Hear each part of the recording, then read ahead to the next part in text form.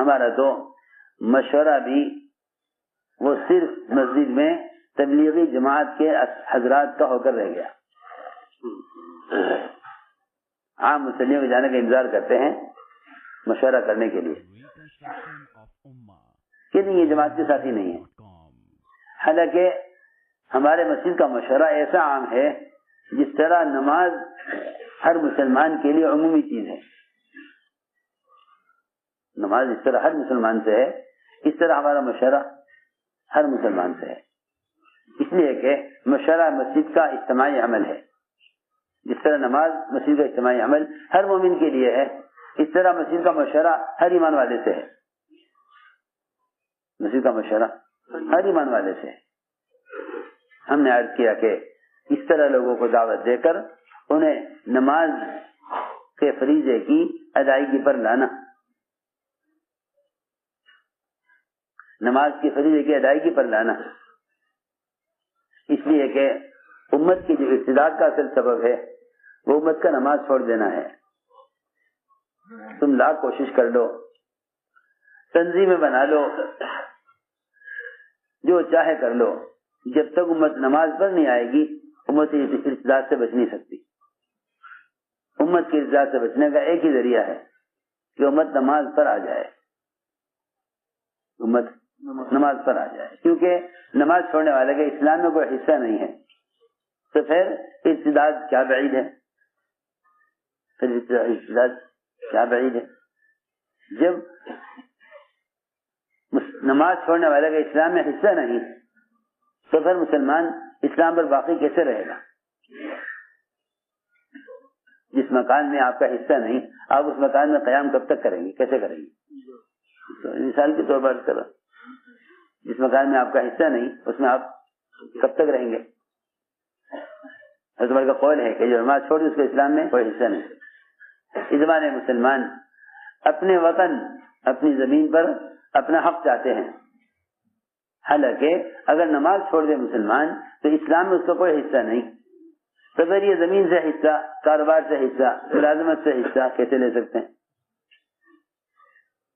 میں یہ سوچتا رہتا ہوں کہ اس زمانے میں سارے ملک کے مسلمان اس اعتبار سے سوچ رہے ہیں کہ ہمیں ہمارا حق نہیں مل رہا. یوں نہیں سوچ رہے کہ ہم سے اللہ کا کون سا وہ حق ضائع ہو رہا جس سے ہمارے اپنے حقوق ضائع ہو رہے، جس سے ہمارے اپنے حقوق ضائع ہو رہے. ہمارے حقوق پر کیوں غیروں کا تسلط ہے؟ وہ تو حدیث میں صراحتاً فرما دیا صاف بالکل کہ جب یہ امت دعوت کا کام چھوڑ دے گی، جب یہ امت دعوت کا کام چھوڑ دے گی تو اللہ تعالیٰ ان پر ظالم حکام کو مسلط کر دے گی. سیدھی بات ہے. ہم دعوت کہتے ہی اس کو ہیں، ہمیں معروف اور نہی منکر. ساری احادیث میں، قرآن میں، صحابہ کرام کے اقوال میں دعوت اصل ہے ہی ہے. یہ تو غلط اور ناسمجھی کی بات ہے کہ یہ سمجھنا کہ دعوت صرف غیر مسلموں کے لیے ہے. یہ تو ناسمجھی کی بات ہے. غیر مسلموں پر تو انبیاء اور صحابہ کی محنت بہت مختصر ہے، بہت مختصر ہے اور بہت نرم دعوت ہے، اور ان کے لیے اکراہ اور زبردستی بھی نہیں ہے. لا اکراہ فی الدین کہ غیروں کو اسلام پر مجبور کر کے اسلام میں داخل نہیں کیا جائے گا. ہاں آپ دعوت دے سکتے ہیں لیکن اللہ کے فریضے کے ادا کرنے پر اور زکوٰۃ کے ادا کرنے پر مسلمان کو مجبور کیا جائے گا. ابو بکر رضی اللہ تعالیٰ عنہ قتال کے لیے تیار تھے زکوٰۃ روکنے والوں سے، قتال کے لیے تیار تھے زکوٰۃ روکنے والے، لیکن حضور اکرم صلی اللہ علیہ وسلم نے اس کافر کو قتل نہیں کیا جس نے آپ پر تلوار سوت لی تھی جب آپ قیلولہ فرما رہے تھے درخت کے نیچے. اور یہ فرمایا آپ نے اس دیہاتی سے کہ اسلام لاؤ گے، اس نے کہا نہیں اسلام نہیں لاؤں گا، تو آپ نے قتل نہیں کیا. یہ نہیں کہا کہ اسلام لے آؤ ورنہ قتل کر دوں گا، نہیں، آپ نے قتل نہیں کیا. علماء نے لکھا ہے کہ کافر کو اسلام کے لیے مجبور نہیں کیا جائے گا. لیکن اس نے یہ کہا کہ میں نہ آپ کا مقابلہ کروں گا اور نہ آپ کا مقابلہ کرنے والوں کی مدد کروں گا, یہ میں وعدہ کرتا ہوں, لیکن اسلام کو قبول نہیں کرتا. تو بیٹھ جاؤ. نہ آپ نے اس سے کوئی انتقام لیا, نہ اس کو قتل کیا, نہ اس کو قتل کی دھمکی دی اسلام قبول کرنے کے لیے. نہیں, میں نے عرض کیا کہ اس زمانے میں لوگ سمجھتے ہیں کہ دعوت محض غیر مسلموں کے لیے ہے, حالانکہ فرعون کے لیے دعوت موسیٰ علیہ السلام کی بہت مختصر, بہت نرم. حل لک الی ان تزکی, حل لک الی ان, محنت بنی اسرائیل پر. یہ بات سب کے ذہن میں رہے کہ باطل کے مغلوب ہونے کے لیے ایمان والوں پر محنت کی ضرورت ہے. باطل کے غرق ہونے کے لیے ایمان والوں پر محنت کی ضرورت ہے, کیونکہ ایمان والے ہی ہیں جو انہوں نے باطل کی مدت کو بڑھایا ہوا ہے. ایمان والے ہی ہیں جنہوں نے باطل کی مدت کو بڑھایا ہوا ہے. ایمان والے ہیں جنہوں نے باطل کی مدت کو بڑھایا ہوا ہے. اس لیے کہ اللہ تعالی باطل کو جو پکڑتے ہیں وہ محض اس کے کفر کی وجہ سے نہیں, کیونکہ اس کے کفر کی پکڑ تو آخرت میں ہے. اس کے کفر کی پکڑ تو آخرت میں ہے, یہ بات ہے. اس کی پکڑ اس کی جنت میں جو ہوتی ہے, باطل کی پکڑ اس کی جنت میں, یعنی دنیا میں. باطل کی پکڑ اس کی جنت میں جو ہوتی ہے وہ ہوتی ہے ایمان والوں کے صبر اور تقوی کی وجہ سے. اصل بات یہ ہے کہ باطل کی پکڑ اس کی جنت میں وہ آخرت سے پہلے وہ صرف اس لیے ہوتی ہے کہ ایمان والے اعمال اور عبادات پر مجتمع ہوں. وَتَمَّتْ كَلِمَةُ رَبِّكَ الْحُسْنَى عَلَى بَنِي إِسْرَائِيلَ بِمَا صَبَرُوا وَدَمَّرْنَا مَا كَانَ يَصْنَعُ فِرْعَوْنُ. اللہ نے فرعون کو پکڑا ہے بنی اسرائیل کے صبر اور تقوی کی وجہ سے. تو سارے وعدے کے لیے پورے کر دیے, سارے وعدے پورے کر دیے بنی اسرائیل کے لیے, اور فرعون کو پکڑ لیا. آج بھی یہی بات ہے, جتنے بھی فرائض سارے عالم میں ہیں ان کے لیے ہدایت ہماری سب سے پہلی چاہت ہے. لیکن اگر مسلمان ایمان اعمال صالحہ پر مجتمع ہے تو پھر باطل مقابلے پر نہیں آ سکتا, آئے گا تو مغلوب ہو جائے گا. میں عرض کرنا چاہتا تھا کہ ابھی معروف و نہی منکر اس فریضے کا ادا کرنا یہ آنے والے عذاب کو ہٹا دے گا جو عذاب مقدر ہو چکا ہے. صحیح حدیث میں ہے کہ مشرق کے آباد کرنے والوں کی وجہ سے اللہ تعالی آنے والے جو عذاب مقدر ہو چکا اس کو کیا مطلب ہے اس کا مطلب یہ تھوڑا ہی ہے کہ آپ مسجد میں اعتکاف کر لیں عذاب ہٹ جائے گا, آپ مسجد میں بیٹھ کر تلاوت اور ذکر عبادت کر لیں اس سے عذاب ہٹ جائے گا. نہیں, میں کچھ کہنا چاہتا ہوں انفرادی عبادات سے عذاب نہ ہٹے گا. اس وقت میں حالات جیسے بھی ہیں, کہیں امراض کی شکل میں, کہیں حکام کی زیادتیوں کی شکل میں لوگ آگے پوچھیں گے کوئی وظیفہ بتا دو. ہم نے عرض کیا کہ سب سے بنیادی وظیفہ جو مسلمان کا تھا امر معروف اور نہی منکر, جو سب سے بنیادی وظیفہ تھا مسلمان کا, جس کے چھوڑنے کے نتیجے میں ظالم حکام مسلط کیے گئے ہیں. حدیث ہے نا, میں تو ادھر سے کچھ بھی نہیں کہہ رہا. جس کے چھوڑنے کے نتیجے میں ظالم حکام مسلط کیے گئے ہیں. تم اس فریضے کی ادائیگی پر آ جاؤ تو اللہ تعالیٰ اس عذاب کو ہٹا دیں گے. اللہ اس عذاب کو ہٹا دیں گے, کیونکہ یہ فریضہ سنت کے طریقے پر ادا نہیں ہو رہا، امر معروف اور منکر کا فریضہ سنت کے طریقے پر ادا نہیں ہو رہا، ہم یہ سمجھانا چاہتے ہیں امر معروف اور نہی منکر کا فریضہ سنت کے طریقے پر ادا نہیں ہو رہا۔ جس دن یہ فریضہ اس طریقے پر ادا ہو جائے گا نا کہ تم لوگوں کو منکر سے نکال کر معروفات کی ادائیگی پر لے آؤ، تو حدیث میں آتا ہے کہ ہم وہ عذاب ہٹا دیتے ہیں جس کا آنا مقدر ہو چکا ہے صرف ان لوگوں کی وجہ سے جو مسجدوں کو اعمال سے آباد رکھتے ہیں۔ کیا مطلب ہے اس کا؟ میں عرض کر چکا کہ اس سے مسجد میں رہ کر افرادی اعمال کرنا مراد نہیں، بلکہ سنو اب آگے بات، بلکہ جن منکرات کے کرنے کی وجہ سے عذاب آ رہا ہے، جب مسلمان منکرات کو چھوڑ کر مسجد کے ماحول میں آ جائے گا تو جو عذاب کے اسباب ہیں وہ ختم ہو جائیں گے، عذاب ہٹا دیا جائے گا۔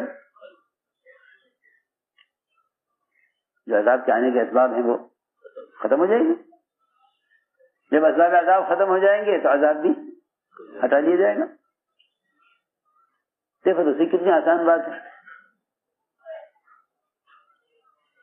امر معروف اور نہی منکر کے فریضے کی ادائیگی سے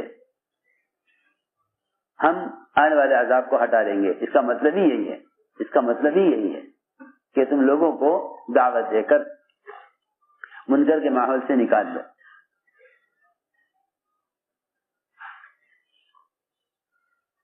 دعوت دے کر لوگوں کو منکر کے ماحول سے نکالو، تو اللہ رب العزت جن منکرات کی وجہ سے عذاب آ رہا ہے، چاہے وہ حکام کی شکل میں ہو، امراض کی شکل میں ہو، قرضوں کی شکل میں ہو، کسی بھی شکل میں ہو۔ اور عجیب بات یہ ہے کہ اللہ تعالی ایمان والوں پر آنے والے حالات کے لیے غیروں کو بھی ذریعہ بناتے ہیں۔ ظالم حکام کا تسلط، اس کے لیے ضروری نہیں کہ وہ ظالم حکام مسلمان ہی ہوں، غیر مسلم بھی ہو سکتے ہیں۔ غیر مسلم بھی ہو سکتے ہیں، غیر مسلم بھی ہو سکتے ہیں۔ یہ موقع ہے، میں آپ سب سے کہتا ہوں کہ یہ موقع ہے اس وقت امت کو یہ سمجھانے کا کہ ظالم حکام کے تسلط سے نکلنے کے لیے اپنے وظیفے کی ادائیگی پر آ جاؤ۔ یہ موقع ہے اس کا۔ اور سمجھتے تھے جب بھی مسلمان پر حالات آئیں، یہ موقع ہوتا ہے مسلمانوں کو اس وقت عبرت لینے والے واقعات بتانے کا کہ جسے مسلمان عبرت لے لے۔ جی ہاں، اس لیے کہ لوہا جب تپا ہوا ہوتا ہے نا، اس وقت چوٹ کی ضرورت ہوتی ہے۔ لوہا جب تپا ہوا ہو اس وقت فوراً چوٹ کی ضرورت ہے۔ اگر اسے موڑنا ہے تو اس کو موڑنے کا صرف یہی ٹائم ہے جس میں یہ لوہا تپا ہوا ہے۔ لوہا تپا ہوا ہے۔ لما احمر الحديد في النار فيكون لين فتحوله كما تشاء، تحوله كما تشاء، لأن الحديد لين لما احمر في النار۔ تو جو احوال امت پر ہیں، یہ موقع ہے اس وقت امت کو آسانی کے ساتھ ان اعمال کی طرف لانے کا جو اعمال عذاب کے ہٹنے کا ذریعہ ہے۔ میں عرض کرنا چاہتا ہوں، میں کیا بتاؤں سمجھ تو آنے کے لیے، اور لوگ لے جائیں گے غلط رخ پر۔ یہ وقت اللہ کو منانے کا ہے، حکومت کو منانے کا نہیں ہے۔ یہ وقت اللہ کو منانے کا ہے۔ سارا نظام قدرت کے قبضے میں ہے۔ وہ تو جب اللہ کے غیر میں مسلمان نظام کو تصور کرتا ہے، پھر اللہ سے غافل ہو کر اس کے غیر کی خوشامد کرتا ہے۔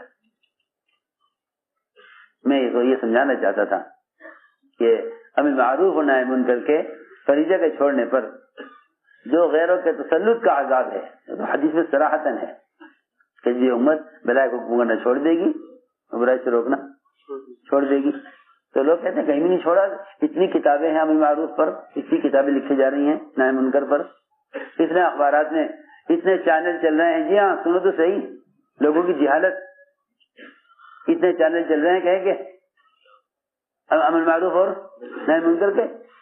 اسے میں سمجھانا چاہتا ہوں کہ ان رواجی طریقوں میں رواج کی ظلمتیں ہیں. یہ رواجی طریقے سنت کے اثرات سے, سنت کے انوارات سے, سنت کی قوت سے, سنت کے رعب سے بالکل خالی ہیں. تو ساری بات یہ ہو گئی کہ ان دو فریضوں کی ادائیگی کو سنت پر لاؤ. اس لیے حضور اکرم صلی اللہ علیہ وسلم نے امت کو اعمال مسجد سے جوڑا تھا. دوسری بات یہ ہے کہ مسلمان اس کا عادی تھا کہ اپنے ہر مسئلے کو لے کر مسجد آئے. مسلمان کو اس کا عادی بنایا گیا تھا, اپنے ہر مسئلے کو لے کر مسجد آئے. بارشوں کا رکنا, سیلابوں کا آنا, زلزلہ کا آنا, کہیں دریاؤں کا چلانا, سارے کام مسجد سے ایسے کیے جاتے تھے جیسے کوئی کسی ملک کا جو ہے پایہ تخت ہوتا ہے, یا کسی شعبے کا کیا کہنا چاہیے کنٹرول روم ہوتا ہے نا, کہ وہاں سے سارا نظام کنٹرول کیا جاتا ہے, سارا نظام کنٹرول کیا جاتا ہے. بالکل مسجد ایسی تھی کہ سارا نظام زمین آسمان کے درمیان کا اسے مسجد سے چلایا جاتا تھا, اس کو مسجد سے چلایا جاتا تھا. سمجھتے تھے صحابہ کرام کو اس کا عادی بنایا گیا تھا کہ کوئی مسئلہ پیش آئے تم اس کو لے کر مسجد میں آؤ. ہر مسلمان کا فارغ وقت مسجد میں گزرتا تھا, اور اس طرح گزرتا تھا کہ وہ دوسروں کو بھی ان اعمال کی طرف متوجہ کرنے کی کوشش کرتے تھے. میرے دوستوں عزیزوں, امت کے سارے مسائل کا حل وہ براہ راست مسجد سے جوڑا گیا تھا. جب بھی کوئی بات پیش آتی تھی صحابہ دوڑتے تھے مسجد کی طرف. حضور اکرم صلی اللہ علیہ وسلم نے کئی مرتبہ مسجد آ کر نماز پڑھ کر اللہ سے کھانا مانگ کر امت کو اس کی تعلیم دی, ہے کہ دیکھو تمہارے مسائل کا حل کا تعلق اللہ سے, اللہ کے گھر سے ہے. تمہارے مسائل کا حل کا تعلق اللہ کے گھر سے ہے, اپنے مسائل کو لے کر یہاں ہو. ہر آنے والی بلا, ہر آنے والا عذاب مسجد سے کے ذریعے ہٹایا جاتا ہے. سارے جتنے بھی کائنات فلکیات میں اور زمین کے نظام میں جو بھی کوئی تبدیلی آتی اس کا حل اعمال مسجد سے براہ راست تھا. بارش بند ہو گئی, صحابی نے آ کر مسجد میں کہا. پھر سیلاب آ گیا, صحابی نے آ کر اگلے جمعہ مسجد میں کہا. دریائے نیل کا پانی چڑھتا نہیں تھا, حضرت عمر نے خط لکھا دریا کو براہ راست. یعنی سارے کام مسجد سے کیے جاتے تھے, سارے کام مسجد سے کیے جاتے تھے. تو میں نے عرض کیا کہ مسجد ایک اعمال کے مجموعے کا نام ہے. مسجد اعمال کے مجموعے کا نام ہے. مسجد اعمال کے مجموعے کا نام ہے. ایمان, علم اور نماز, ان تین چیزوں سے امت کو گزارنا یہ اصل مسجد کے اعمال ہیں. ایمان, علم اور نماز. ایمان, علم اور نماز, ان تین فریضوں کے ادا کرنے اور سیکھنے کی جگہ مسجد ہے. اس لیے ہر عمل کو یعنی کمال کے درجے تک پہنچانے کے لیے, ہر عمل کو کمال کے درجے تک پہنچانے کے لیے وہ علم ہے. ایک فضائل کا علم, دوسرے مسائل کا علم. دونوں علم, فضائل کا بھی مسائل کا بھی, مسجد سے سکھلائے جاتے تھے. دونوں علم مسجد سے سکھلائے جاتے تھے. دونوں علم, فضائل کا بھی اور مسائل کا بھی, وہ مسجد سے سکھلائے جاتے تھے. اس زمانے میں یہ دونوں علم مسجد سے نکل گئے. اس لوگوں کو دین کی معلومات تو ہے, عمل کی استعداد نہیں ہے. دین کی معلومات تو ہے, عمل کی استعداد نہیں ہے. کیوں؟ اس لیے کہ عمل کی استعداد پیدا کرنے کے لیے مسجد سے علم کا لینا شرط ہے. مسجد سے علم کا لینا شرط ہے. عمل کی استعداد پیدا کرنے کے لیے مسجد سے علم کا لینا شرط ہے. جب علم مسجد سے نکل جائے گا تو یہ حلقے, علم کے حلقے فرشتوں کے پروں سے الگ ہو جائیں گے. فرشتوں کے پروں سے الگ, کیونکہ حدیث میں ہے اللہ کے گھروں میں سے کسی گھر میں جمع ہو کر, اللہ کے گھروں میں سے کسی گھر میں جمع ہو کر جو لوگ اللہ تعالیٰ کے احکام کے تذکرے کرتے ہیں, فرشتوں نے اپنے پروں سے آسمان تک گھیر لیتے ہیں. پہلے مسائل کا علم بھی مسجد سے لیا جاتا تھا, مسائل کا علم مسجد سے لیا جاتا تھا, مسائل کا علم مسجد سے لیا جاتا تھا. ایک آدمی نے سنا کہ شراب حرام ہو گئی, اس ایک تنہا فرد نے جا کر مسجد سے باہر محلے میں اعلان کر دیا, لوگوں سن لو شراب حرام ہو گئی. سارے مدینے والوں نے ایک آدمی کے کہنے پر شراب چھوڑی ہے. ایک آدمی کہنے پر شراب چھوڑ دی, سارے مدینے والوں نے ایک آدمی کہنے پر شراب چھوڑ دی.